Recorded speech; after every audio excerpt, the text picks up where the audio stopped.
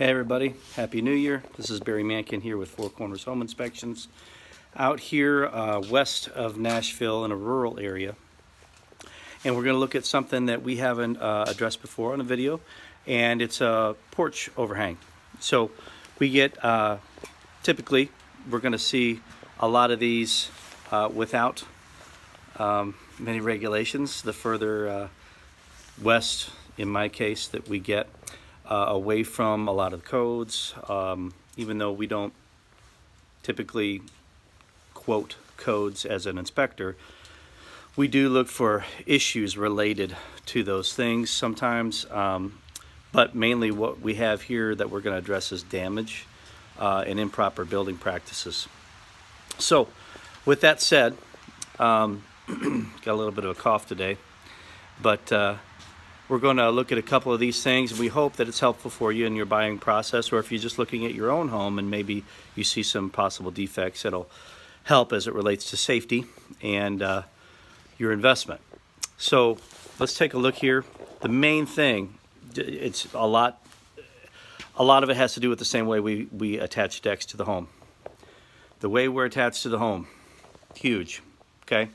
So what happens is that these can pull away from the house if they're not attached properly. And what we have here, this overhang here, is attached right to the sill plate. And you can see the overhang here at the soffit. So we don't generally want to attach that to that.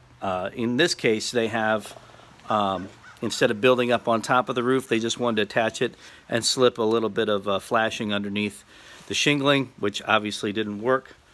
We have water damage in this area, and you can see with the water we also have some cracking. Water damage in this area. You can see the sheeting from the roof that's exposed there as well. We also have water damage in this area. So that application obviously is not working. Typically we would want to see a separate roof line on top of the existing building, or if the overhang is high enough, we could slip it underneath. But attaching it out to the overhang at the soffit right here is not what we want to see. This also, if you can see, they're just butted right up to the sill plate and just tacked in with nails, and they just nailed it to the sill plate every 16 inches or so. So typically in a situation like this, if they had to use that line, we would actually go in beyond that roof line and attach it inside farther so that it's not cantilevering on the number one on the wall. Number two, we have a better attachment process on the inside. It's more secure, so it's not pulling away just with some nails right there at the plate. The other,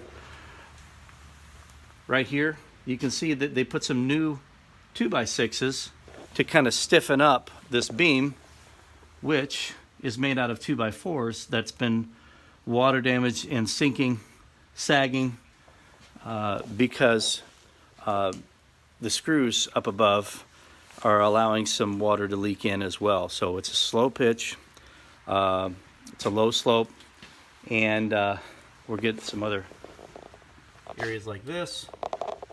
We see the water damage on this brand new piece of the wood. It's got some staining. Out here you can see where it's actually pulling away because the gutter, the weight of the gutter.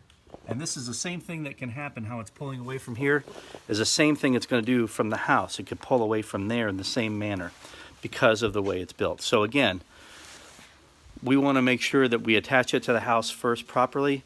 You get the proper support. And these old school metal railings, they don't do it like this anymore.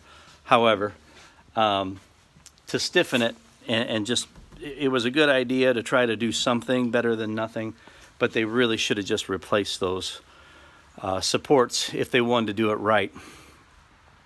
And then obviously you want to replace the screws with some new grommets, possibly silicone those as you go in with some bigger screws, and that'll help plug those holes up so you don't have that anymore. Any rotten damaged wood you want to replace, so we're recommending a certified contractor come out here, and generally it would be a roofing contractor to come out here, evaluate the safety of this and the attachment to the house, and then obviously do the repairs and fix the water damage as it relates to the flashing. So hopefully all that makes sense, and we hope you have a happy new year. This is Barry with Four Corners Home Inspections. Get a good inspection.